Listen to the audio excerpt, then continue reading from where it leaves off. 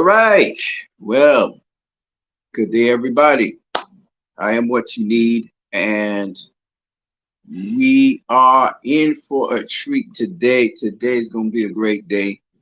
I hope that everybody's doing okay today. I hope you're being blessed. I know I'm blessed just to wake up this morning to see another day. Um, I just pray that God will forgive you any trespasses or sins you committed to Him. And as you pursue this day, I hope that you put Him first in everything that you do and say. And I know we don't always do that, but it's something that you should always consider in your mind and also try and endeavor to do. Blessed day to everybody. Praise be to the Most High God. Um, Today, as you can see from the topic, we're looking at the best leadership for DC. Uh, in light of what has been happening with DC and the brand over the last two DC heads, the last three, should I say the last three DC heads, DC has not been doing very well. And so we're going to discuss possible leadership for DC and who of them may be the best possible people to lead DC today. Let me explain to you guys how this will proceed, okay? So I'm going to start off with some scripture. That's the first thing I'm going to do. And then the second thing I'm going to do is propose leadership for DC, and we'll discuss different names as we go along in this program. If you want to support this channel, you can always donate via PayPal. That's my PayPal link right there. It's also in the chat section. It's also in the description of this video.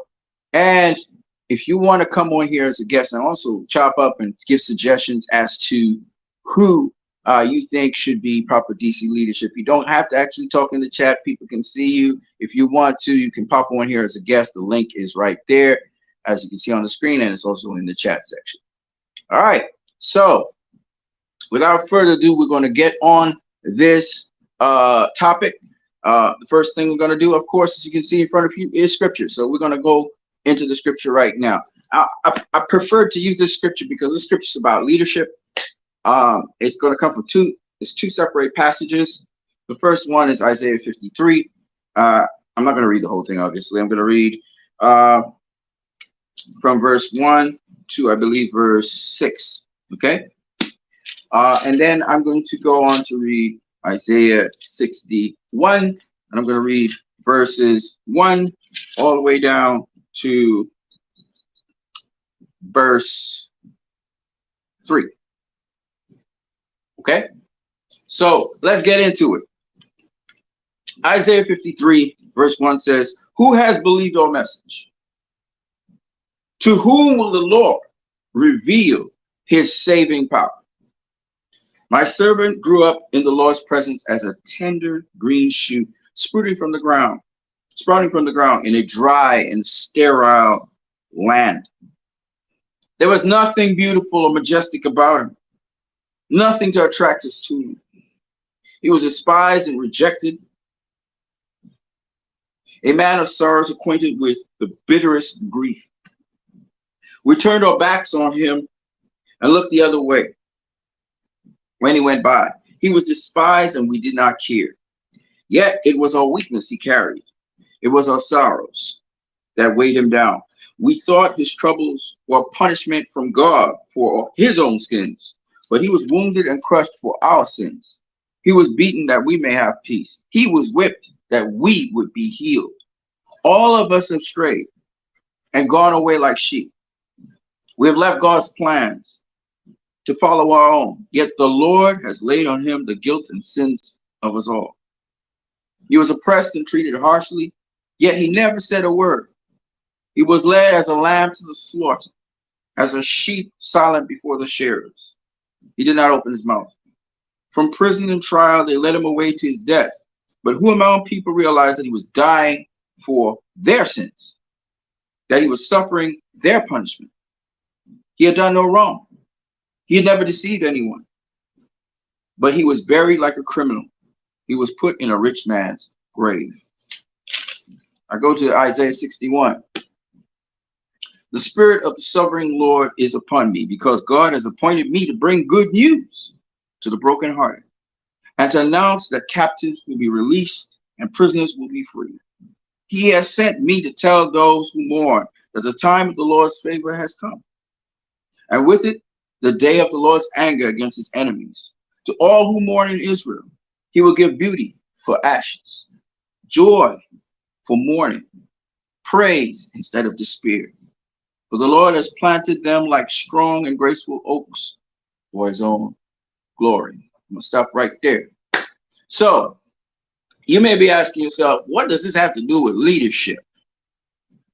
A leader takes on the burdens of those he leads. A leader is responsible for those he leads. A leader is someone who has a dominion which he has to care for. And sometimes it costs him his life, but he must care for his dominion. His dominion must be comfortable under him.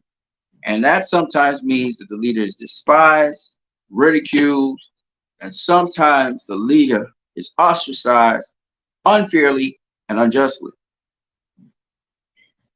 When we look at the leadership of DC, whether it be from the very beginning of the DCEU to the present time now, we have seen leaders treated like that. We've seen Zack Snyder, and some people loved him, but a lot of people criticized him and said all kinds of mean things about him. He grew up in a harsh, dry land the DCU was coming from, because it was hate everywhere.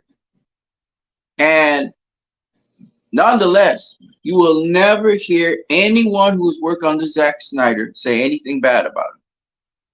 You heard people say bad things about Josh Whedon. You heard people say bad things about Walter Hamada. You heard people say bad things about James Gunn, who work under him. But you never hear that about Zack Snyder. And yet, Warner Brothers Pictures and certain people, certain real DC fans, turn their backs on the guy. To this day, some of them still say he hurt the DCEU. To this day, some of them even say that, you know, he should never touch another DC film again, and his movies are terrible. And to this day, there have been several messiahs that have come through DC, or saviors. Jeff Johns was supposed to save the DCEU. Then it was Walter Hamada who was supposed to save the DCEU. Now it's James Gunn who's supposed to save the DCEU. But none of these messiahs have been able to create the level of success financially that Zack Snyder has done. So, having said that, having read this scripture, let's get into it. We're going to talk about possible leadership for DC, and I've invited someone to come here so we can talk about that. I'm still waiting for him to come through. I think he's still preparing himself. So in the meantime, I'm not going to burden you guys with what I think and who I think should lead DC. I want to hear from you. I want to hear from you who you think should lead DC. And if you're comfortable with James Gunn, you can throw him in the mix. But I'm going to just discuss while Damien, I'll wait for Damien to come through. And if anybody else wants to come through, like I said before, whether it's Leroy Kong, whether it's whoever you are, come through. Be a guest on here. Let your voice be heard. We're not here. I don't care. You know, I'm not one of those guys who comes through here and wants people to hear my voice all the time. I prefer you guys say what you have to say. But of course, I'm doing this stream because I think I have something to contribute to, the community. So that's why I'm doing the stream.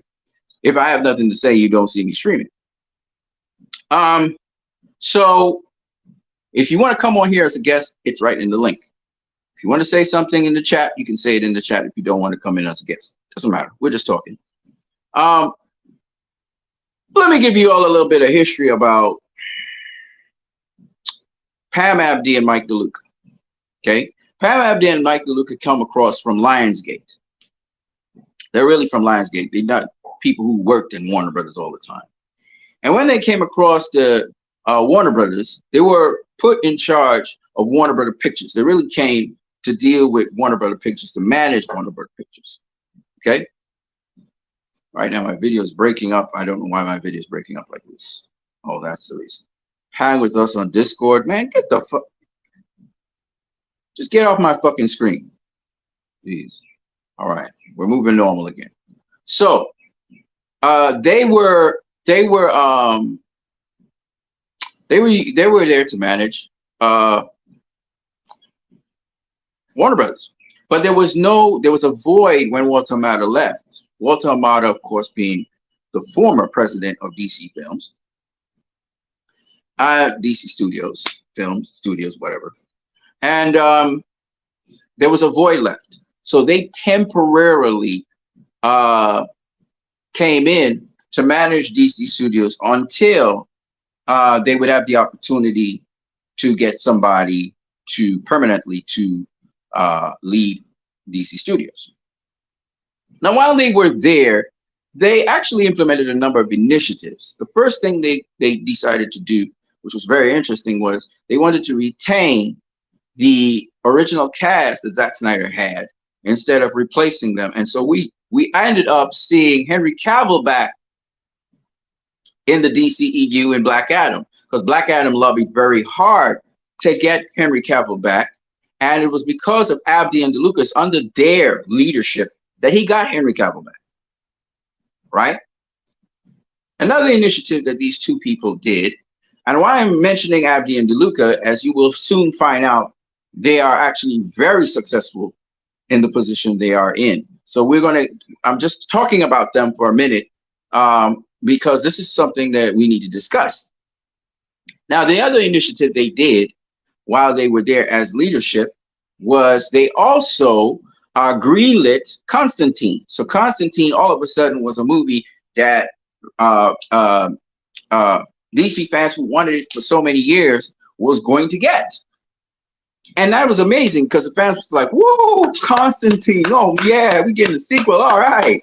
All right. Fans was very elated about that. Then the next initiative they did was they canceled the Batgirl movie. It was under them that the Batgirl movie was canceled. And again, DC fans was like, okay, David Zaslav was talking about quality movies. Maybe that movie's not as quality as it. Maybe it's good for Max, but it ain't good for, a film. And we applauded that. Most people, some other people, they formed their little group and it was all up in their feelings and they, so whatever. And then after that, they also did this. They brought back Henry Cavill under their leadership. They greenlit Constantine. They then proceeded to bring back most of the cast, right? So we had Ben Affleck was in 2 movies. He was in the Flash movie and he was also in an Aquaman movie. Remember that? And so people started to feel like, oh, they're moving towards the Snyderverse, right? They never said they were. They said they were looking at doing an ensemble movie to come together. Gal was in movies. Wonder Woman 3 was supposed to come up. Gal was there. We had Gal, Ben Affleck. We had the Trinity there. The Trinity was back in. And this is after years under Walter Amado. It was nothing to do with the Trinity, right? All of a sudden, Gal was in Shazam 2. Well, we didn't know that she was going to be in Shazam 2, but she was there. Ben Affleck was brought back to be in Ezra Miller's film. Things seem to be moving in a direction in which DC seemed to be on the up and up, regardless of whether it was going towards Zack Snyder's Justice League or restoring the Snyderverse. It looked on the up and up. People were starting to get excited about these films. Of course, then the Black Adam film had to come out, and Sil Abdul was saying that everything was hinged on Black Adam doing well. But I'm going to be real with you guys. I think where they struck out wasn't why they, kind of removed and then James Gunn was brought in, was because I believe that they canceled the Batgirl movie. That made a big uproar in Hollywood. It was a tremendous thing when Hollywood heard this, and they did it for tax break purposes or whatever. When Hollywood heard this, there was a humongous uproar. And then I remember someone saying everything hinges on this Black Adam movie and blah, blah, blah. But from what I saw of Black Adam, I mean, it was so close. Black Adam was a movie where Oh, you got to be kidding me! In the middle of my stream? Are you kidding me? All right. So I'm getting a WhatsApp right now, which is disturbing me in the middle of my stream. It's crazy. Anyway, hold on a second, people. I'm just gonna pause the stream. I'll be right back.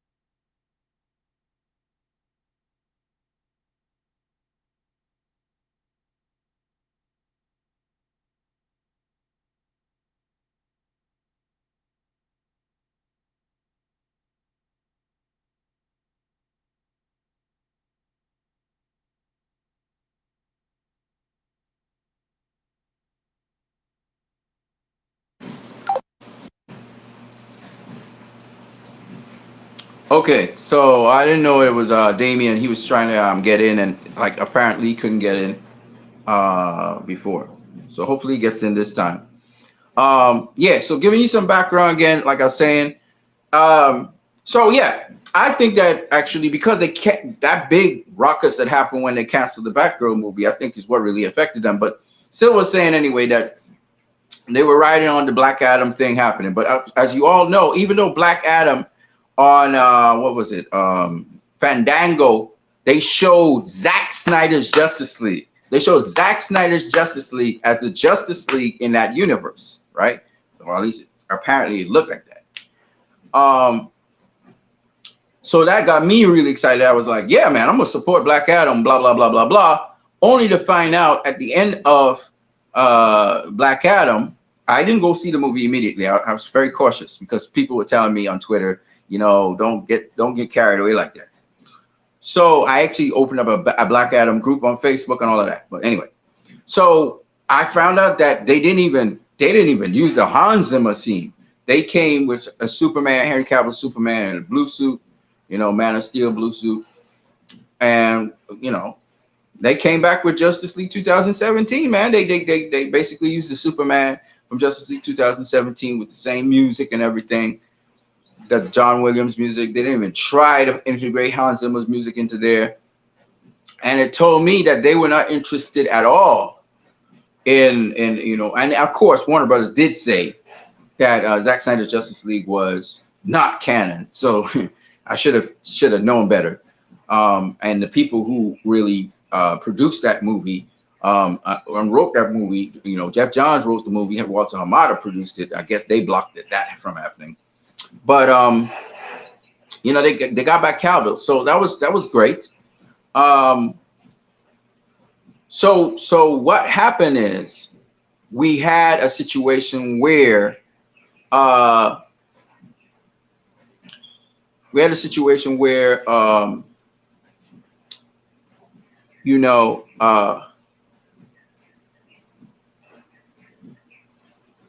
where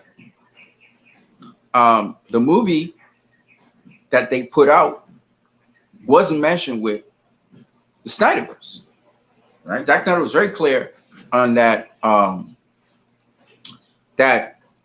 you know, Superman was not going to change that black suit until Darkseid turned him, because he knows a certain period of time where he accepts his Kryptonian heritage, and he's being moving before Earth as a Kryptonian now, not just moving before Earth as somebody who's a defender of Earth, but he's very clearly coming out as a Kryptonian. I'm a Kryptonian. This is really who I am. But I love the people of Earth. I defend them. So he was wearing the black suit because of that. Now, I think, though, the big ruckus with the Batgirl incident is what kind of made Warner Bros. Try to fast track things. And then Peter Safran, and then by extension, James Gunn was brought on board. And I don't know if it is that David Zaslav flipped out or something. I don't really know what exactly happened, but they changed the leadership from then on in. Now, what is important for people to understand is the leadership that was brought on by James Gunn was to reboot the universe. They was going to get rid of all the actors, Ben Affleck, Gal Gadot. They're going to clean slate and start all over. But now James Gunn didn't want to clean slate and start all over because he had his people in there. Even though his movie flopped at the box office, he had his people, the Peacemaker series, the Amanda Waller, and then he had, actors who are affiliated with him. He wanted to continue working. So they did again a partial reboot. And as you can see, he was trying to transition out into his partial reboot where he should have just done a complete reboot. And things are now working out for the DCU. It really hurt the DCU. They should have made that announcement after all these DCU movies came, but they talked about rebooting the universe. That hurt everything because the upcoming movies didn't seem to mean anything. So nobody's been in the cinemas. Nobody's been going there, and it's just hurt DC in a tremendous way when it comes to the universe. The animated series and the animated stuff is still doing well, but the major moneymaker, which is DC, is doing horrible. And James Gunn's leadership so far has been atrocious. And just to make it abundantly clear, Walter Amato was bad. Okay, he was terrible. But I mean, James Gunn just took it to a whole other level of horribleness, because every single movie seems to hurt the brand more and more. And it's not to say that James Gunn doesn't want the brand to do well, but it's just that, because he's invested in it. I mean, Peter Safran, who's the co-head of DC, his movies are out there, right? He put out, the Suicide Squad. He was the guy that did the both Shazam movies. Blue Beetle that just recently came out. That again was Peter Safran's production. So Peter Safran wants those movies to do well, But just the decisions that Gunn is making they're just terrible decisions. The first thing he did was fire Henry Cavill right after Abdi and DeLuca had brought him back. He made Warner Brothers look so bad because it looked like Warner Brothers was just flipping. Their minds were just flip-flopping. He fired Henry Cavill, and he said he didn't have to blame it. He's not taking any responsibility for anything. He is the worst DC head we've had so far. I mean, Jeff Johns and John Berg were bad. But I mean, come on now. You're at least under them, Aquaman did something, right?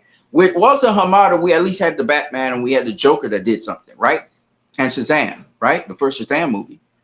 When it comes to James fucking Gunn, y'all, when it comes to James Gunn, nothing's been working, right? The dude, everything since his announcement, well, after the announcement of James Gunn, in the middle of Black Adam's run, Black Adam took such a blow because Black Adam wasn't able to play in China. But on top of that, the movie was struggling against a divided fan base. And on top of that, you're going to make an announcement that James Gunn is DC head. As soon as that happened, Black Adam had no chance in hell of doing anything in the box office. People got so turned off, people wasn't even going to see Black Adam. So just the fact that DC heard that James Gunn was head of DC, everybody put their heads in their hands and was like, oh my God, the worst possible decision we could ever have ever happened. And it was like a nightmare to a lot of people. And this guy has not failed to live up to the horror that we thought was going to happen. The guy has been making decision after decision after decision that's horrible. He's got his Marvel fans that came across, his James Gunn, what we call the Guns that followed, and they were trying to attack people. James Gunn being attacking DC fans. There was a little tweet I put out where, James Gunn's supposed to be the head of DC, but the people who say they trust in Gunn are Marvel fans because they know obviously he did well with Marvel. And the DC fans where the light's supposed to shine directly on It ain't happening. You know what I mean? DC fans don't like James Gunn. He's like public enemy number one. We don't like him. We hate him. And we hate him even more now for first of all, we don't like the kind of quality of movies he puts out. And then on top of that, we hate the fact that this dude keeps on attacking fans when, and on top of that, he's brought his guns across who attack fans as well. And on top of that, the guy's just been making decisions that's just been hurting the brand every single time. I mean, and then he lies so much and he changes things. It's the worst leader we've ever had in DC. Worst. I thought they couldn't get worse than Walter Hamada. Nope. All right. His leadership has been the worst leadership ever. Ever. And the proof is in the pudding. His own film, his first DC film, flopped horribly. Okay? He's not been doing anything else but costing this company money. That is why people have been saying, we said it from since the beginning, we need to fire this dude. This dude does not fit. He is a good fit for Marvel. He wasn't a leader in Marvel. He never led anything. He never coordinated. He's never done anything to lead anything, to show that he's successful at anything. Walter Hamada at least was in New Line Cinema, and he was doing great. You know, he was a producer and all those things. This is the worst leadership we've ever had, ever. DC's in the worst place it's ever had. So this is what sets the tone for what we were going to discuss right now. Hold on a second. Let me just see what's happening with Damian Antonovich. I'm going to go.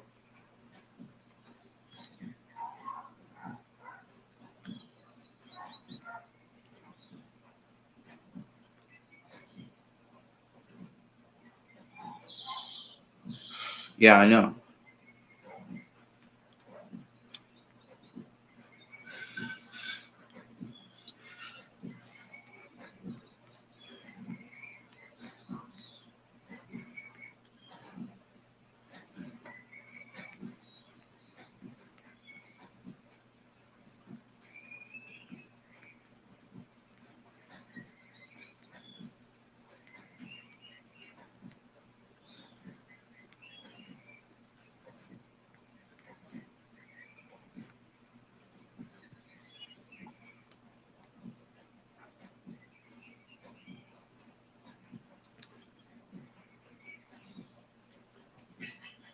Okay, so unfortunately, Damien said he can't come on the stream because he seems to be getting booted out. I don't know what's happening with him.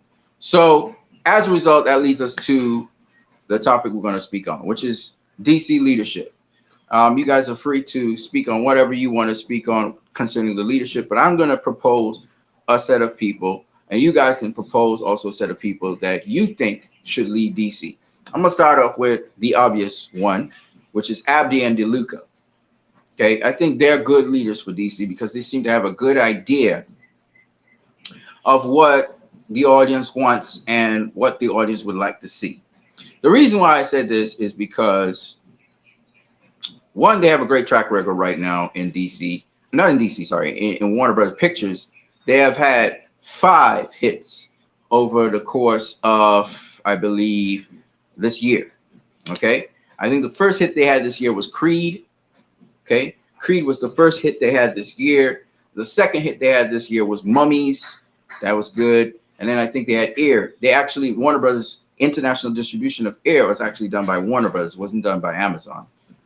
The distribution in the United States in theaters was done by Amazon, but internationally it was done by Warner Brothers. So it was actually a partnership between Amazon and Warner Brothers when it comes to Air. And then after Air, they had the Evil Dead Rise. The Evil Dead Rise, that was the 4th one. And the 5th one was Barbie. So they've been doing extremely well this year when it comes to the leadership of Warner Brothers Pictures. They've been very, very profitable. And last year they did reasonably well as well with Warner Brothers Pictures. So coming down to the end of this year, I think that they're going to have a couple of the big hits this year. They're going to have Wonka, which is going to be December the 25th. And I believe there's one more film that's coming out this year. And if Wonka does very well, they'll have a tremendous 2023. All right. They would have a tremendous 2023. Um, why I said Abdi and DeLuca is because also they were really the principal people Zack Snyder went to speak with concerning Full Circle and the support for Full Circle. He did not speak to James Gunn. He spoke to Abdi and DeLuca. And even though James Gunn was the head of DC at the time, and they greenlit the opportunity for him to do Full Circle. Not only did it greenlit, but they also put money towards it so that he would be able to facilitate that and to make it happen. And it was a very successful event, as you know, and raised a lot of money for suicide prevention through AFSP National. And in fact, we've crossed $1 million in donations to AFSP National through that event. So the event is exceedingly successful. All tickets sold out, Q&A, and it was very informative as well. And in addition, I don't know if this is an initiative again by DC or if it is by Warner Brothers. I believe it's by Warner Brothers Pictures, but they are putting out later on this year to the end of this year a steel book on the what I call the Superman trilogy so far. We know it's a pentadology. We know it's a pentadology. It's supposed to be, but they're putting that initiative, and of all the videos that they could put out at the end of the year, this is the one they're doing. So that's also great. So we just spoke about the advantages of Abdi and DeLuca, but here are some disadvantages about that. So one of the disadvantages is they really are overseeing the entire of Warner Brother Pictures. DC Studios is a subset of that. Now, that means if they were, what it really what Warner Brothers Discovery was trying to do was have a specific head of DC Studios or a specific head of DC Films. So it had its own sector, its own branch where it could do things. Now, my boy Damian Antovinson, why I wanted him on here was because he was going to be the person who was going to talk about how, he was talking about dissolving DC Studios. And, if you dissolve DC Studios, you have the DC umbrella underneath there. Yeah, you can still continue your universe with your different directors and you could have your Elseworlds, whatever. But at the same time, they'd answer to one head, which would have been Abdi and DeLuca. And from how we see Abdi and DeLuca manage things, they understand the audience, they understand the directors, they give the audience what they want. I think that would have been, I think like Damian Antovinson said, just dissolve DC Studios and you're good to go. These guys would be making the most of the decisions. But like I said before, I think one of the things that Zaslav and they started to get itchy, sort of antsy about was Abdi and DeLuca pulling Batgirl, canceling Batgirl, because Zaslav was talking about quality, and they did not cancel the Batgirl movie. So I thought that in and of itself was a problem, which again, it's surprising, but I think they made the right decision. I just think James Gunn kind of just went the other way, and the movies that we got eventually that they were trying to tighten up and trying to make work well, I think James Gunn went the opposite direction and just fucked up the movies even more. So it is what it is. But having said that, I think that's the major disadvantage, which would be that they have to oversee all of this DC product, all the films in DC, and you would want somebody more specific to DC films or DC Studios or whatever. But like you say, if you decentralize it and you just let them run everything and you dissolve DC Studios, the problem is solved. Okay, then James Gunn is not the head of anything. Peter Safran is not the head of anything. James Gunn could direct a DC movie, if they want, whatever. But he's not in charge of everything, so everything doesn't go down the crapper. Because the way how things are going right now, I'm being absolutely incontrovertibly serious about this. It's heading for absolute ruin. The DC brand is going to be trash. There's trash coming out all the time, and this is just getting even worse. You know what I mean? So it's really in our best interest that I'm hearing something here. Hold on a second.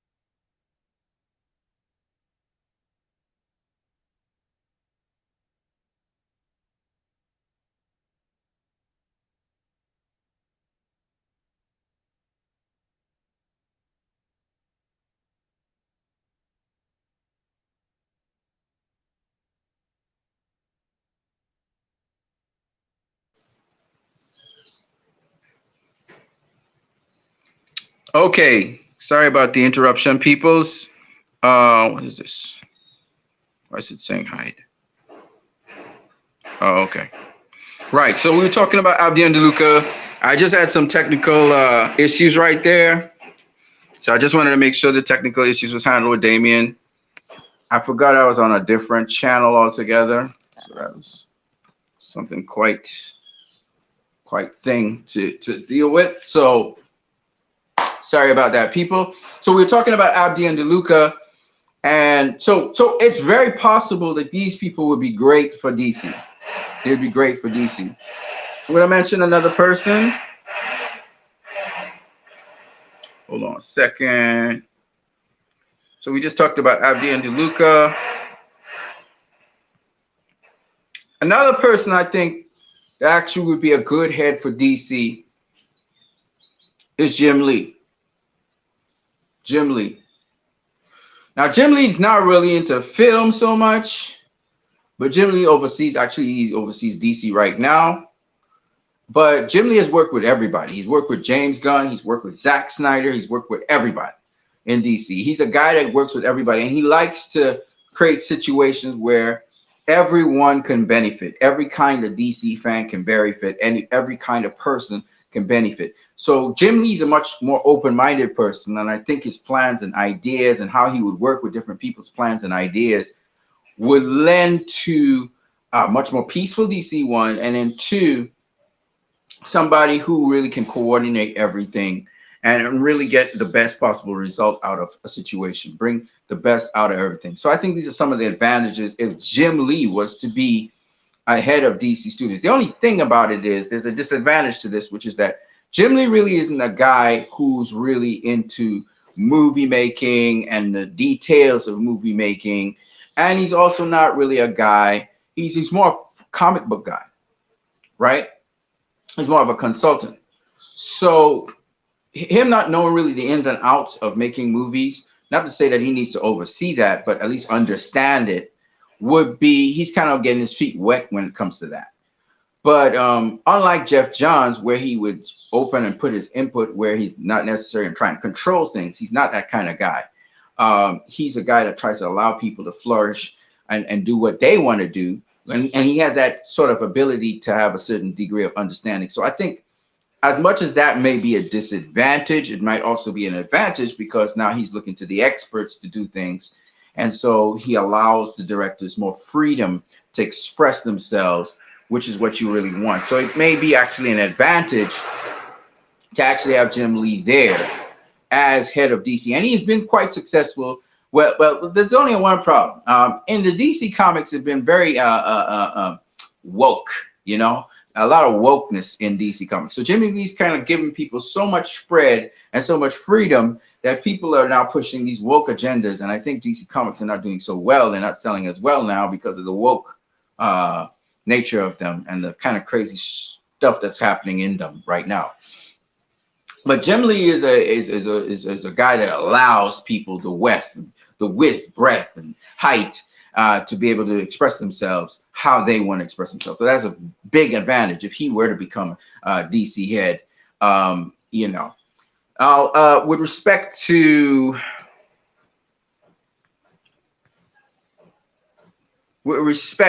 another name, this name is a heavy hitter. And I mean, this is a heavy hitter.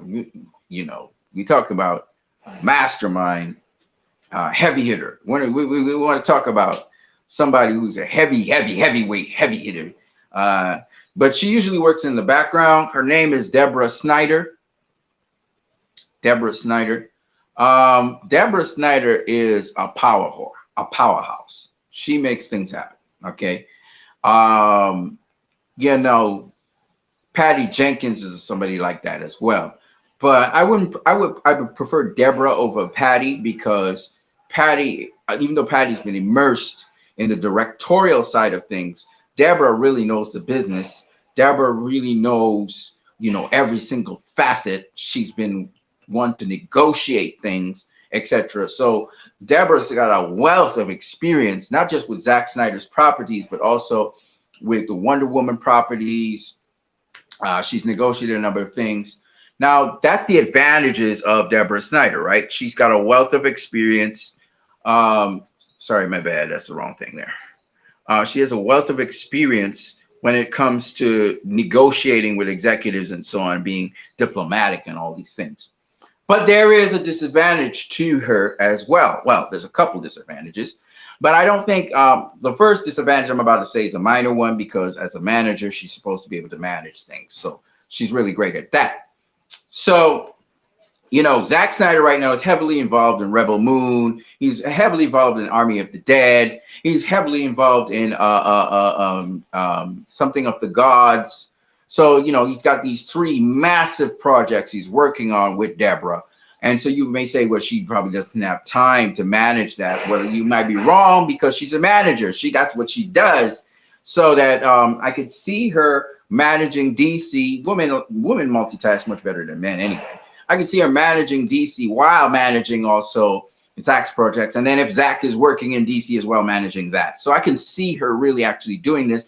Women are great with managing their time. They're able to multitask. So it's a disadvantage, and yet it is an advantage because that's what Deborah does. She manages things, right?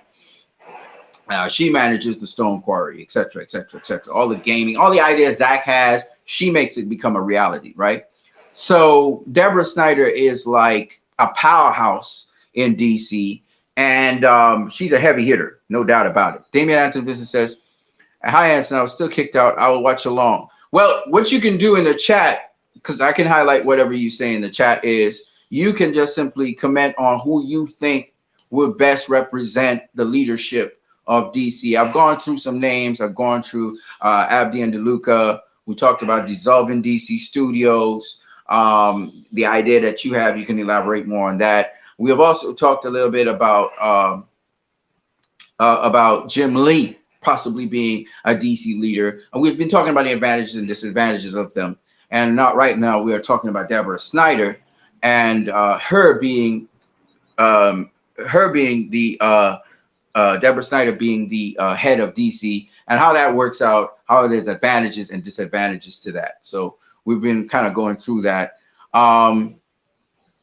With respect to Deborah Snyder, like I said before, she's handled a lot of different things, right? The question would be, could she manage all that load of all of DC and all the projects and everything? And the whole thing comes down to time management and just having a plan, executing it, and keeping it running along. I think that Deborah is an excellent manager, and I think she would be able to do it and do it exceptionally well. All right. Maybe even a Deborah and Zach team would be great.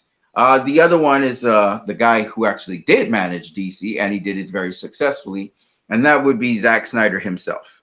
I think that Zack Snyder would be great as the DC head once again. Again, he's like Deborah Snyder, so that's why maybe you should just have the team and end the story. He has great ideas. He's very exciting. He always excites fans. He gets the audience in there, the GA. Zack Snyder is a guy who excites everybody. Mild-mannered kind of speaking, kind of, he has his own lingo. He uses kind of Cali lingo. But the guy is a deep thinker. I mean, he really plots out movies very well. He plots out charts for universe as well. He's a great world builder. This guy is just perfect for the job. Actually, Christopher Nolan put him in there because he was perfect for the job. The disadvantage to this, of course, is that he's heavily involved again in Rebel Moon right now. He's also involved in the Army of the Dead franchise, as well as he's involved in the Norse mythology about the gods. And he's doing all of that on Netflix. And Netflix is giving him a lot of leeway, and they're really giving him a lot of bandwidth to do what he wants to do there. The downside to Netflix is that Netflix doesn't necessarily do feature films on long box office runs in cinemas and theaters. So being with Warner Brothers, he would have that advantage to his disposal. And of course, if this second go around, if he operates smarter, obviously he would just supercharge the comic book industry and have people super motivated to do a lot of things because he's just exceptionally good as a director. So Those are some of my picks. But if you have any other names besides that, some people will throw out Christopher Nolan. Some people may throw out names like not Frank Miller, George Miller. And they may throw out some other people from other places. Some people may even say Kevin Feige. I can see different people throwing out different ideas out there for people to manage and run DC. But you have to understand that DC is a different beast to the MCU or even to Marvel. Okay, DC and the DCEU is a different beast. It deals with a different demographic, and if you don't understand that from the jump start, you're going to be in problems, right? So let me see, Damien Vincent, man. Do you have anything else you want to say, bro? Uh, um, that was when I saw what was happening out there, and I was seeing what people are saying about James Gunn and stuff. I began to realize James Gunn's days are numbered. I told a guy on Twitter, I forgot what his name is, because this is the same guy that told me that James Gunn needs a win, and if he doesn't get a win, David Ayer's air cut on the back burner, and also he was saying James Gunn needs a win and stuff like that. So James Gunn's foot is out the door almost. He's going to get kicked out of DC.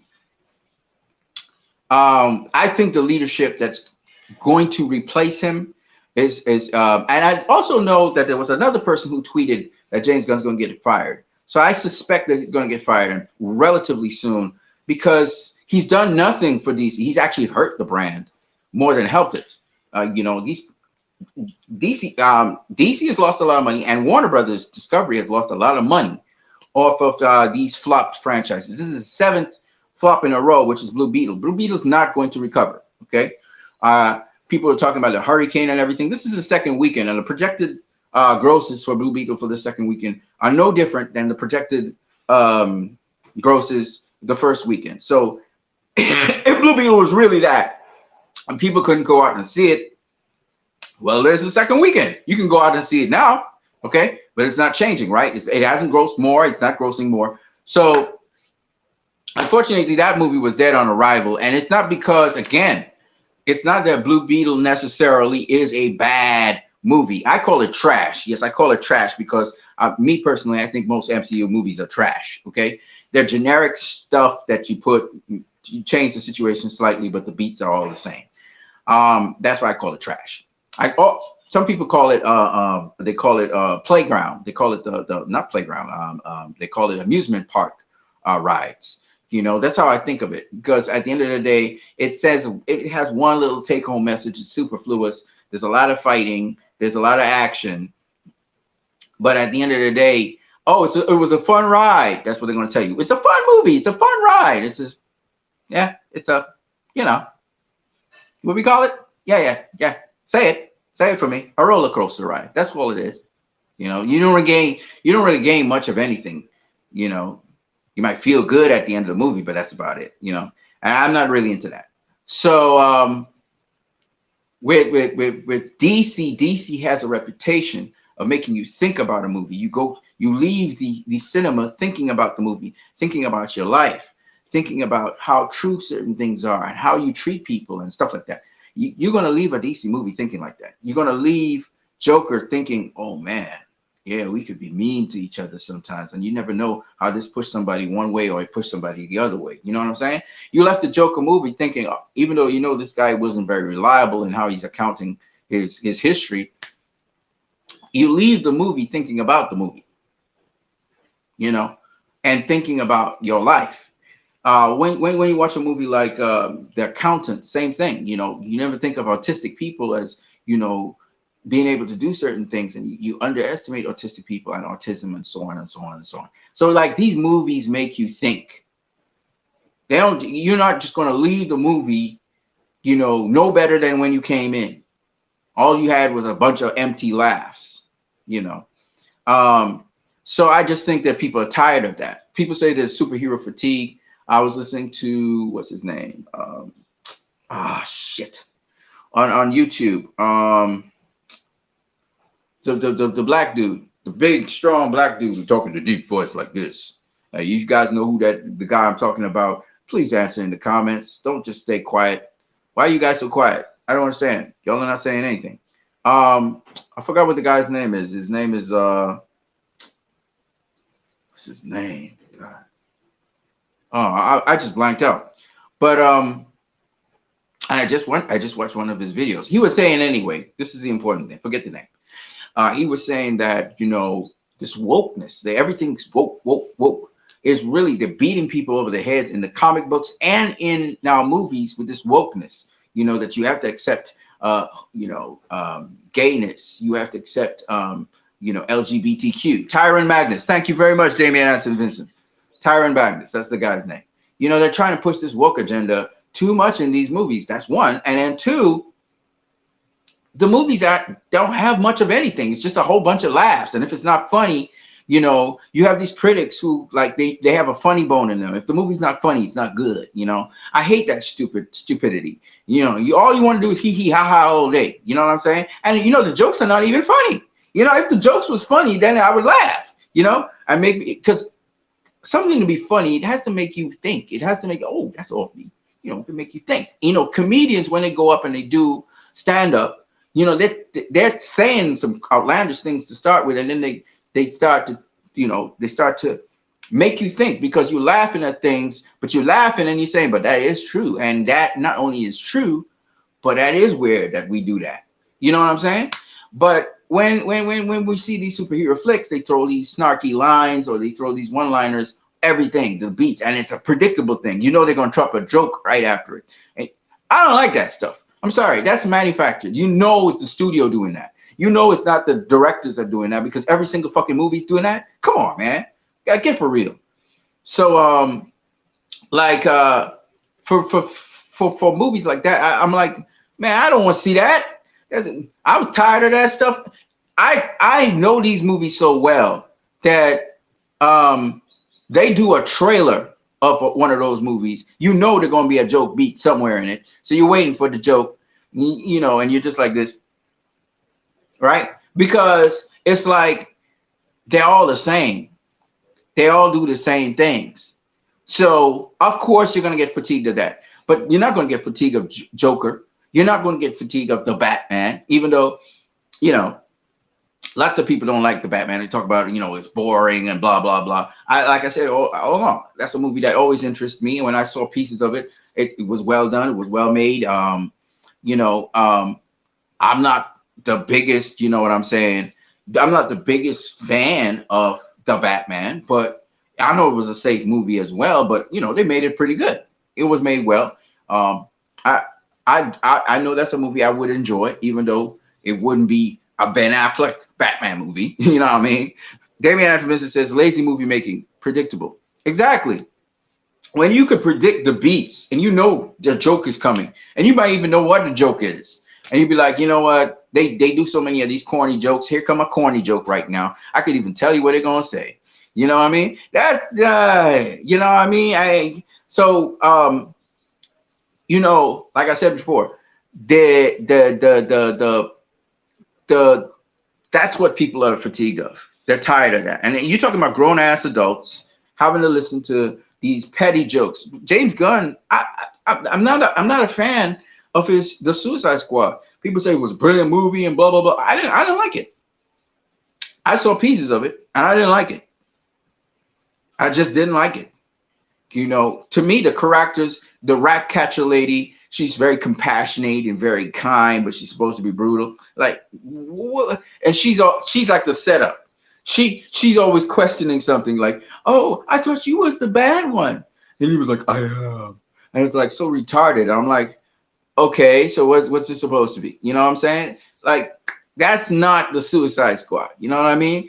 So I was like, what am I watching? You know, they're trying to be hardcore, you know, Bloodsport shooting this guy and shooting that guy, and Peacemaker shooting this guy, and they're watching it and it's supposed to be jokey, it's supposed to be funny, and you're like, you miss me with the jokes, man. It's not funny. You know, none of this stuff sounds funny, and it doesn't even feel tough either. It's just boring. You know what I mean? So it's like James Gunn missed me from the trailers. He missed me. You know what I'm saying? He missed the The total movie missed me. This is shit. I don't want to see this. You know what I mean? And that's what's happening. And then you have the people in the industry trying to boost up this guy. You know, political allegiances. James Gunn, for some reason, is a sheltered guy because he did the Guardians movie. So he's sheltered and he's from the MCU. So you know, yeah, Damien, it's garbage. It's flaming hot, steaming pile of shh. But you know the rest, right? And I understand the people who appreciate that and like it for whatever reason, because it's James Gunn. You know, he could do no wrong, but it's a steaming hot pile of shit. Okay, in my opinion, and well done shit, but shit nonetheless. You know, the content really, you know. So basically, what I'm saying is David Ayer stuff is what I'm interested in. You know. Even Suicide Squad 2016, I thought was a better movie than what James Gunn did, and it proved because it actually made box office, which is people actually came to see it. You know what I mean? And it wasn't that great. The Suicide Squad wasn't that great a movie. The hype was much more than the movie itself that could deliver. I just think that the route that they're trying to go, and I'm gonna say this once again, the leadership. And just to use the scripture again, when you are a shepherd of a fold and you're dealing with sheep, you got to care for your sheep. You got to listen to your sheep. You know what I'm saying? And the problem with Warner Brothers is they don't listen to the sheep. The sheep be telling you what to do.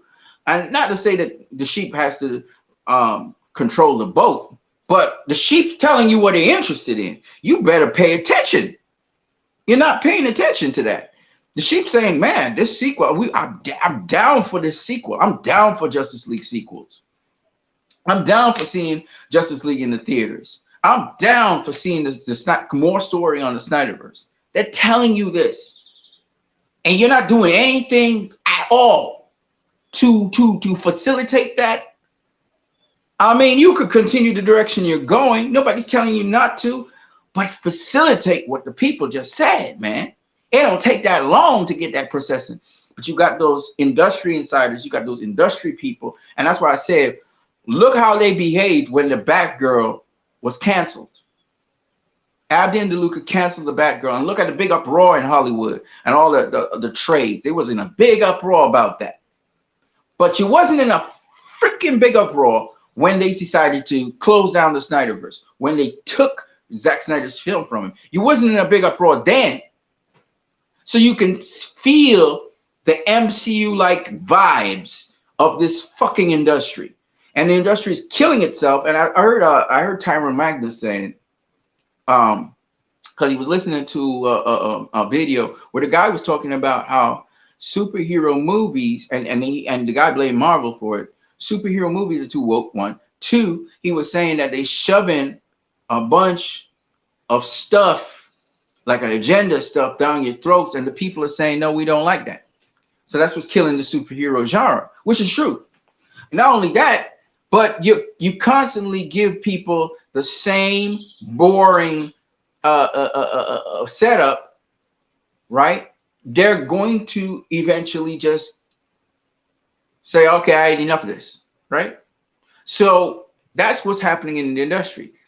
And I heard another Twitter handle say something like, if the Marvels and Aquaman shut down, then the superhero genre is dead, and we don't have to bother with that. We can move on to other movies. And I told the dude, I said, listen, what do you think Rebel Moon is? You think Rebel Moon's not a comic book movie? Rebel Moon's a comic book movie, buddy. Star Wars is a comic book movie. So how are you talking about if Marvel shut down and if Aquaman shuts they both flop, then we need to move on from comic book movies? That's not the problem. The problem is not the comic book movie genre. The problem is the people who are telling stories, the directors who are telling stories are not getting to tell their story. When we get into the studio's version of their story, and this has been going on for a while, okay? With DC and Marvel. Marvel's been making they've been making their big bucks off of that. All right. The studio has been interfering with each director. That's why the movies look the same. It's because executives and studio interference and Kevin Feige. Okay? These people are not making, the Russos didn't really make their movies. That was Kevin Feige led, and a lot of notes. You hear James Gunn talk about, oh yeah, we used to pass notes all the time. Yeah, a lot of notes. That's what's happening. Okay? At Marvel, and they're trying to make that same thing applicable to DC, and it flops because the DC fans ain't taking that. Right? We are used to director-led movies. We are used to a singular perspective from a director. And whenever the studio interferes with a director's vision, you get what you get. So all of these flops have nothing to do with the directors. Andy Muschietti was trying to make a Flash movie. But the amount of changes this guy had to do to his movie and his script, he had no shot in hell of making a good movie. All right? They effed up his movie. David Ayer recently was speaking on Twitter, said that he was heartbroken about Suicide Squad because his movie was supposed to be, you know, this soulful movie, you know, that was, taken seriously, and they made it into a comedy, he said. All right? But David Ayer is not the only victim here. Kathy Yen with her Birds of Prey. How are you going to take a rated R Birds of Prey movie and dial it back? And you know the studio told her you couldn't do that for the rated R movie. You know they told her to dial it back. Okay? Then Patty Jenkins. Patty Jenkins was doing Wonder Woman 84. Patty was speaking a certain way. I was listening to her language as she started to talk away from Zack Snyder. When she was doing Wonder Woman 2017, she was, oh yeah, Zack Snyder and I on the same page. You know, we see Wonder Woman this way, and that's why I took the project and blah, blah, blah, blah, blah. When it came to Wonder Woman 84, all of a sudden she started talking divergently. And I was like, that's not Patty Jenkins. That's not the Patty Jenkins I know from Justice League 2017. Because what? Jeff Johns was in her ear. And Jeff Johns, this motherfucker, this snake, took her from praising Zack Snyder to saying Zack Snyder's movie Justice League will never come out. And she started talking so divergently, and she didn't realize he was in her head because she loved Jeff Johns. Not understanding, yeah, he's a great comic book writer. Yeah, but that motherfucker's a snake, and he's looking to get your ass. And she made an ass movie. She made a shit movie. And the movie was mostly shit because Dana Carroll wasn't there with the second unit stunt team to help her with that movie. She could have pulled up that Richard Donner thing way better. The story would have been way airtight if Dana Carroll and the stunt team was there working with her. For some reason, Jeff Johns got in her head and got her to get rid of those guys. Okay? And we got what we got. We got shit. Okay? It's pure shit. And then what does Jeff Johns do after he does his havoc? He does not take any responsibility. He dumps it off on the director and he gets out of there like a fucking snake. Okay? That's what this dude had been doing all the time. He crashed the CW. CW wasn't making no money. CW was down because of Jeff Johns, of course. Jeff Johns. But you'll hear about the guy who was really producing the CW. You'll hear about him. His name will get thrown in the mud. Josh Whedon gets thrown in the mud, right? You remember Ray Fisher said? What Walter Amado said? He negotiated with him. No, don't touch Jeff Johns. You know, but Whedon can be thrown under the bus. Jeff Johns has been a fucking plague on DC. I'm gonna say it again. Jeff Johns has been a plague on DC, and this motherfucker. Ah, shit, man. What? How many fucking guns are gonna disturb this picture?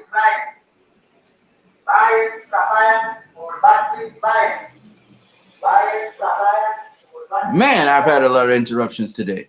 Yeah, so yeah, Jeff Johns has been a fucking plague on DC, and he's been a shadow guy. You never see him in the forefront.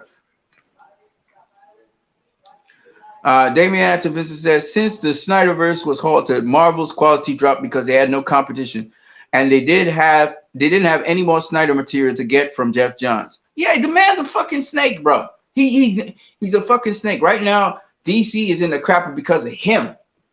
All right, this guy has been a plague on DC. Okay, and he's always in the background doing some kind of havoc. Right now, he's writing the script for Aquaman. James Wan ended up in critical condition in the hospital because, of course, fucking James Gunn been fucking with his script and telling him it needs to change. And of course, Jeff Johns is going to be right there with James Gunn, you know, supporting James Gunn in that endeavor. You know, that motherfucking snake, bro. That's why Ben Affleck left the Batman project. And who did Jeff Gunn have lined up right next in line? Matt Reeves, right? This motherfucker always has somebody lined up. So if y'all don't realize, and he's still around DC, that's why DC right now behaving the way it's behaving. And that's why you hear people pushing back and you see the trades doing it. It's because that fucker's still there. All right? He should have nothing to do with DC right now. They should ban his ass from DC and just writing anything. Or even ban him from comic books too. Because this motherfucker, he can write. Don't get me wrong. He can write comics. He can write comics. He has great comics and all of that. But he does not know his place, and he's a nasty person. He's a dirty guy. Okay? He's a dirty guy. He's like a slithering snake in the background. You know, and that guy needs to get purged. DC needs to get purged from that dude, and everything will work better. Right?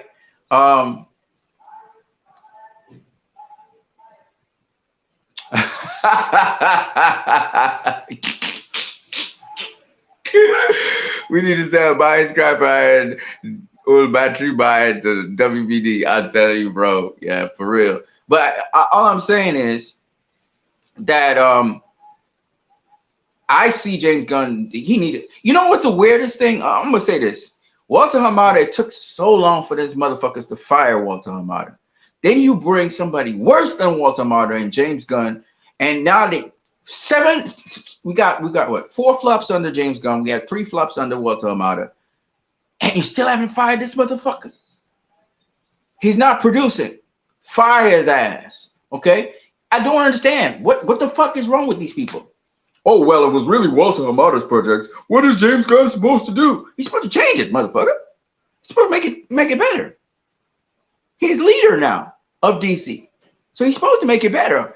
And I don't care if it's somebody else's project. You're not writing out those projects to start your project. No, hell no. You can make the changes now.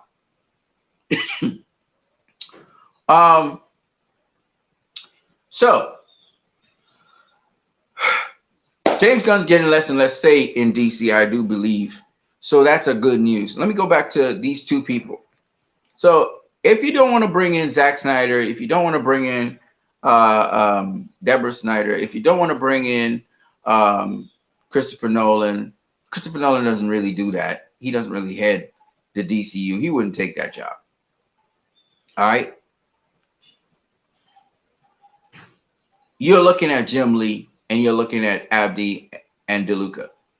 Abdi and DeLuca, they probably would want to distance themselves from when it comes to the DC properties because of what happened with Batgirl. I think particularly Batgirl.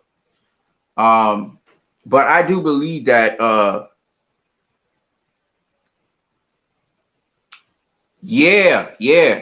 I do believe that you know, you got Abdi and DeLuca and you got Jim Lee. Those are the 2 people.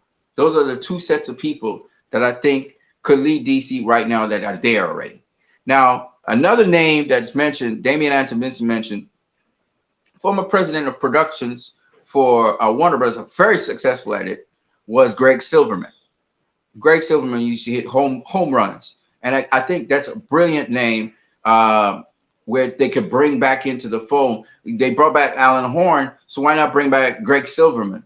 You know, that's a really good name, and that's a guy who really is passionate about movie production and movies, and he would be involved in just watching everything that's happening, but just giving the directors the leeway that they need. So he would be a perfect person, not necessarily to lead DC, but, you know, to work with Abdi and DeLuca in terms of Warner Brothers Pictures, because Greg Silverman has such a vast experience.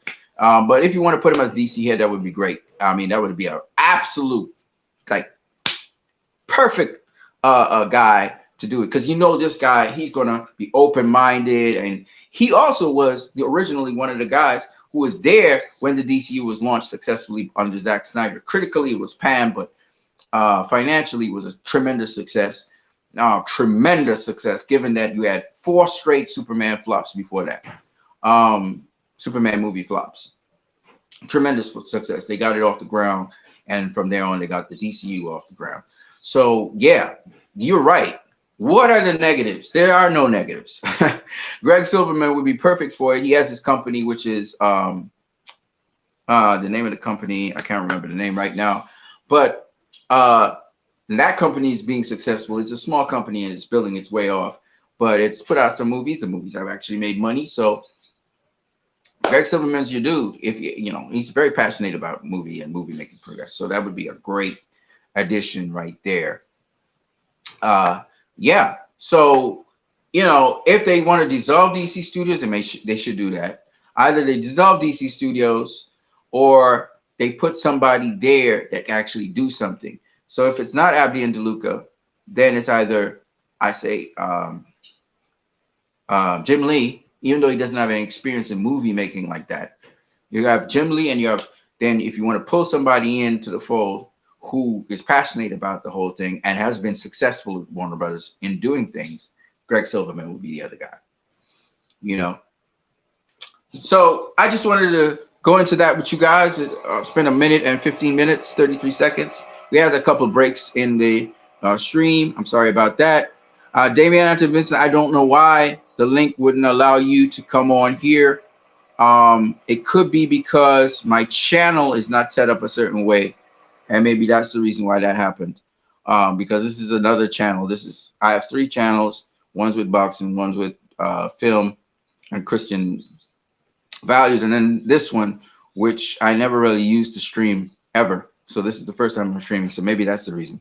Maybe there's something to do with that. I don't know. I'll have to check the features, maybe modify the stream. But it was great having you still, Damien. And I'm still going to follow up on what I said I was going to do. Stampede Ventures. That's the name. Stampede Ventures. Yep. I couldn't remember the name off the top of my head for some reason. Greg Silverman's company, Stampede Ventures. But again, I want to make this abundantly clear. If Greg Silverman comes in, we know the Snyderverse is going to get restored. We also know that we'll get the air cut next year, and that would be great. As it stands, we still may get the air cut next year, and it is very possible, ladies and gentlemen, it's very possible that we might get the Snyder cut this year in theaters, right? And that could start off the restore the Snyderverse. Because if you get the Snyder cut in theaters, that means they may be looking at other things. Well, obviously they will, because there's a cliffhanger at the end. And if everybody sees that, then it will like, shit, we need a sequel. So obviously they'll go with it, especially if it's very successful. Now, one of the things I want to talk about is the success of the Snyder Cut in theaters and in IMAX, and if that is possible. The thing about putting it in theaters, why I said IMAX over theaters, is because it was designed for IMAX, so that you can see everything on the screen. So you see everything and you can see the context of things. Whereas if you do it in cinemas 16:9, which is cinema, you cut out a whole bunch of the stuff. So sometimes context is lost from the movie. It's really exclusively should be done in IMAX, which is why. Now, here's the thing. I said it on Twitter. I said it on Facebook. I have some other places I have to say some stuff. And there's some other things I have to talk about. But suffice it to say, I believe if there's any time this year when the Snyder Cut can come out, it's November the 17th, 2023 this year. Why we say November the 17th is because it's the anniversary of the debut of Justice League animated series, right? That's the major reason. Also to wash out that atrocity called Justice League 2017, which also came out in the same day. But in the month of November, 2 big blockbusters were supposed to happen, which was The Marvels, which is by the MCU, and then Dune 2, Part 2 was supposed to come out November the 3rd. The Marvels was supposed to come out November 10th, right? What happened is Dune 2 has been pushed back to 2024 because of the strike, and that the production wasn't completed on it, and they'll need labor to do that. So Dune 2 is no longer there. That's an empty slot for IMAX, particularly. Dune 2 was supposed to have IMAX. So what they're saying that the Marvels would be able to get an IMAX spot. I heard the Hollywood Reporter or Variety, one of them, saying that they would get a spot in IMAX. And I was like, the Marvels won't be shown in IMAX? You know, is it formatted for IMAX to start with? But I mean, why wouldn't the Marvels not be in IMAX? It didn't make any sense to me. They would, the Marvels is coming out November the 10th. What we're talking about is the week after November 10th, putting Zack Snyder's Justice League into IMAX then. And I think that's a tremendously good thing to do. There are many IMAX theaters with multiple screens in them. So I mean, there won't be, you can't have a whole bunch of movies playing in IMAX otherwise. So it would really make sense to put these movies in IMAX. You put Zack Snyder's Justice League in IMAX. You could have the Marvels in IMAX. It don't really fucking matter because IMAX has multiple screens. So I would put the two movies in there, the Marvels and Zack Snyder's Justice League. Damian Anton Vincent says we need to get YouTube streamers to promote Zack Snyder's Justice League and Rebel Moon, example Patrick, BET David, and Ben Shapiro. I don't know who Ben Shapiro is. I think he's a right-wing guy. Patrick BET. Who's Patrick BET? Who's BET David? But whoever, man, you talk to them. But here's what I told you guys. This is what the campaign should be, and that's great if you want to do that. What the first camp to make this happen? This is what you need to do. You need to start a campaign on Twitter where, like what I'm doing, you're saying Zack Snyder and Justice League, and you tag in Warner Brother Pictures, because we're talking to Abdi and DeLuca. We're not talking to James Gunn at all. Abdi and DeLuca, we tag in that Warner Brother Pictures, and then you tag in the major worldwide cinemas. So you have AMC, you have Cineplex, you have Regal, you have Movie Town, you have Caribbean Cinemas, etc., etc., etc. Right? You tag in the major cinemas in there, and you just keep on bombarding it throughout Twitter until it starts to trend. You can also put it on TikTok, Instagram, YouTube, etc. Right? And that is how you're going to get their attention, because the trades will pick it up and they'll say fans want Zack Snyder's Justice League in theaters, or they want Zack Snyder's Justice League in IMAX. So what a lot of these clueless fans don't understand, and they don't understand why we should be doing this right now, is why I say IMAX is because that's the way to see the incomplete movie. That's why I'm saying I'm not compromising. When I say IMAX, that's what it needs to be in. You can have it in theaters and cinemas, but you're going to lose some of the context of the movie because you're not going to see the entire movie. And then Zack Snyder will have to format it for the 16:9. How is he going to do that? I don't know. But it's formatted right now for IMAX. Like, he can format it right now for IMAX. He doesn't have to. You don't have to pay a whole set of money to do that. So that's why I said Zack Snyder's Justice League in IMAX is what we're pushing for, exclusively IMAX. All theaters and cinemas that have IMAX, we push that. We push it in IMAX, right?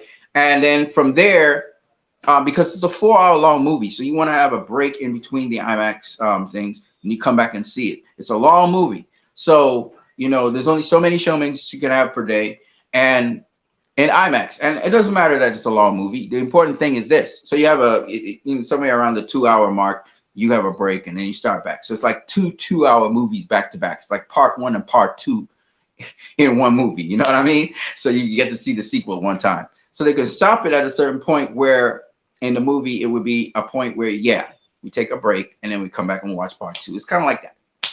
So when you think of it that way, that is why it must be in IMAX. That's why I try to keep on explaining to people, you have to push for Zack Snyder Justice League in IMAX. If you can see it in the cinemas, it's going to be a reduced experience, because the way they have to format it, you're going to lose a lot of the movie. You're going to lose a lot of the film. It's not going to be the ideal experience. And then people can bad talk it or whatever. So it's better if it just shows exclusively in IMAX. It makes money from IMAX, because Christopher Nolan's films, mostly the bulk of the money that Christopher Nolan's films make from is from IMAX. They make a lot of money off of IMAX. So what we need to do is we need to go IMAX. Then everybody can see the film in its full glory and splendor. Maybe Zack Snyder formats something for cinemas and theater, but the preferred viewing experience should be IMAX. You should promote that. And that's why I kept on saying that over and over again. But people are not listening to me. They always think they know better. You know what I'm saying? And I even put it out on Facebook, and the guy was like, well, IMAX is a different company to this. And it's like the clowns don't understand. They're trying to resist me in terms of putting it on IMAX. And the clowns don't understand you're going to lose a whole bunch of the movie when you cut it, because you're going to have to cut out the top of the movie and the bottom of the movie. So use your brain. It has to be IMAX. So anyway, so that's why I kept on saying that. And now the opportunity has presented itself with Dune. And I knew this was going to happen because I knew that, kind of God was kind of leading me as well. Because I'm saying October, November. We even talked about it, Damien, about October, November being just before the Rebel Moon thing. And that's another movie that needs to go into IMAX. Rebel Moon needs to go into IMAX. That's an IMAX movie, That's where you get the real experience. And again, Netflix, they need to understand that you need to keep that movie in cinemas as long as it's making money. Don't pull it. They pull it after the first week. They just have a weekend and that's it. No, you have to keep it in cinemas. I know you make most of your money on Netflix, but guess what? It's a strike. People are going to cancel. They have to cancel their subscriptions and support the strike. So what will you please put it in theaters? It'll make a lot more money in theaters than you could probably get revenue, from subscriptions and stuff. So I'm just saying that that's the thing that they should be looking at. But yeah, you're right. YouTube and social influencers on different media should be pushing this, and they should push real hard because Warner Bros. Takes a little while to get going. You know what I mean? They're always a step behind. Like with Max, they decided to hold HBO Max instead of Max, and then it takes about 2 years before they did it to Max. You know what I'm saying? They move really freaking slow, and the reason being that they're constantly, like Zack Snyder says, they don't like taking gambles. They don't realize that this is a gamble to take. This is one that you got to run with it immediately, and they have to act soon because they need to make that announcement sometime in mid-September. If they're going to say that the Snyder Cut is coming out in theaters, they need to move by September. They need to get the move on, right? And then by October, they should be putting in HBO. They should be doing on Max, not HBO Max, but Max. They should be doing on Max, Man of Steel and BVS in lead up to, just like what they did with The Flash. They should have these lead up movies, whether it's Man of Steel, whether it's BVS, even Zack Snyder's Justice League playing on Max, playing on Netflix. They should get other streaming services to work with them. Maybe have a limited run one weekend just before, like the weekend with the Marvel. Nah, that'd be a dumb idea. No, don't do that. Don't put it into IMAX. No, or cinemas. Don't do it, because I'm gonna tell you why. You don't want to compete with the Marvels. You just don't want it. You want to give Marvel all the space, all the room in the world to let it do its thing, because the next week is Zack Snyder's Justice League, and that's a huge movie. Okay. So what you really want to do, and that movie symbolizes a lot of things. When that movie hits cinemas, it means the Snyderverse is being restored. So a lot of people are going to support that movie just for that reason. And then people are going to support that reason also because they love the movie, they want to see it on the biggest possible screen. And then some people are just going to be fucking curious because they didn't even watch the movie, and now they're seeing that it's in theaters. It's in theaters. You know what I'm saying? Now they go and see it. All right. And then some people now will be like, but we saw Justice League already. And then if we do the lead up right, and if Warner Brothers says this is the real movie, and they start promoting it a certain way, people are going to want to go see it. This was the movie that the director actually did, something like that. Boom. You know what I'm saying? So I'm just saying that this movie can make ridiculous sums of money. I'm talking ridiculous money if you put it out in the cinemas, and it's not going to hurt the Marvels. What it's going to actually do is, because once something in cinema is doing well, it helps the other thing that's there. So like people might go and see Zack Snyder's Justice League, and then they might go across and say, let's go watch the Marvels after, right? Because once people get seated, you're going to get a little drunk and intoxicated. Like what happened with me. I got intoxicated. I was like, the Snyder Cut is coming, so I'm going to watch Wonder Woman 84, right? There are people like that. So once you get seated, you kind of want to look at other things now that that's over with. So I think that Zack Snyder Justice is going to do a lot of good if it can get out there, but we have to push it. The other thing you can do is you should also be putting up a lot of posts of Zack Snyder's Justice League, snippets, clippets, whatever. And the other thing you have to do is you also have to um, you can call the cinemas asking for Zack Snyder's Justice League if you want to. You know, you can call them via the internet. You can call through their address, the Twitter handle, whatever, and talk to them or leave voice notes for them. So these are other ways of doing it. You know, we talk about writing letters, which is a manual way of doing things, but you know, we're in the electronic age. We can send emails to them and many other things. So you can have discussions, you can private message them, etc. And if they respond to you. So we need to have that campaign happening. And we need to have a massive campaign happening, just like how Restore the Snyderverse was 1.5 million tweets. Now we have to start taking that energy and taking the whole Snyder fans and the whole. We need to actively push for this. Like I said before, the Ayer cut's not coming this year. Forget about it. It's not happening this year. Unless the strike ends this year, it's not happening because it has post-production work to be done. I know it's VFX, but again, just like we're doing, people are striking. Even the VFX people are going to strike very soon because they're not getting treated properly. So you need to have a completed movie, and the movie that is completed is Zack Snyder's Justice League, especially for IMAX.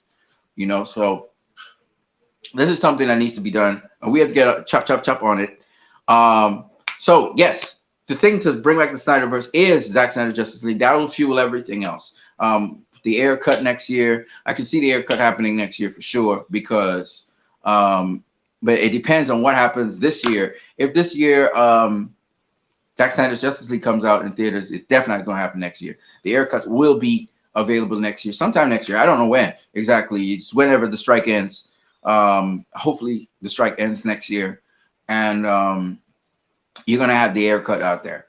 And so that's a double win, you know. And depending on how long they let Zack Snyder's Justice League run in cinemas, Wonka is going to come out. So maybe they either let Zack Snyder's Justice League run with Wonka or whatever. I don't know. But if Zack Snyder's Justice League is doing very well in cinemas or very well in IMAX, they're going to just run with that, I hope, and not cut it. And also run with Wonka and see if they can get another win. Because you know, DeLuca and Abdi are going to look super good at the end of this year. You know, Zack Snyder on their thing, the fans happy with them, and then on top of that, Wonka does well, and who knows? Maybe because of Zack Snyder Justice League, Aquaman does well. Who knows? But I do think if Aquaman is to do well, James Gunn has to be out of the picture. Period. I don't think anybody wants to give James Gunn any wins that he doesn't deserve. So I think they have to fire James Gunn, or they have to dissolve DC Studios and just get those guys out of the way. Peter Safran's production. Maybe James Gunn just goes back to working for Warner Brothers. You know what I'm saying? And maybe they have a movie lined up for him or something. But I don't think he's just not doing. He's not helping the brand at all. And his guns are not helping the brand either. So you know, he just needs to like maybe do a movie or two maybe, and that's it. You know what I mean? But with respect to James Gunn leading DC, I think he's going to get fired. And I think he's going to get fired before November. You know what I'm saying? I think this is all over. Now, I thought Warner Brothers would have sold off DC, or DC would have been capitulated by the end of the fall. But I guess not. I guess DC is going to be there. So the question is going to be now, who's going to lead DC? And that's why I asked that question, because I think this is the next step. Who they're going to use to replace James Gunn and Peter Safran. I think that's what they're looking for right now. So that's why I said Jim Lee. Maybe it's Jim Lee. Maybe it's Greg Silverman, like you said. Maybe they pull him back because he was very successful. Or maybe it's Abdi and DeLuca. They just take on the responsibility and keep it rolling. We'll see. Anyway, that's what I got for you guys. Shout out to Damian Anton Vincent. I'm going to talk to you after the stream. You guys have a good one. Have a blessed day. God be with you guys. I'm going to catch you guys later. Peace.